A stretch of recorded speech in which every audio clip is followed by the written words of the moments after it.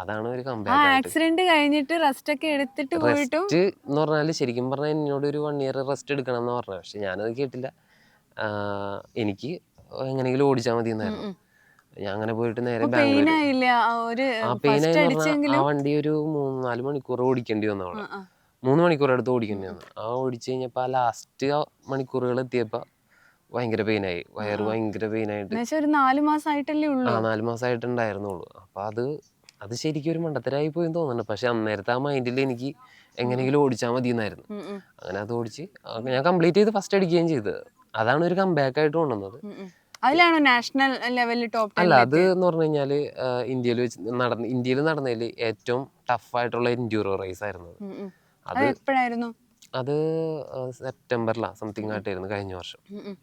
ഏപ്രിലായിട്ടാണ് accident സംഭവിച്ചത്. സെപ്റ്റംബറിലായിരുന്നു ആ ഒരു ഇവന്റ്.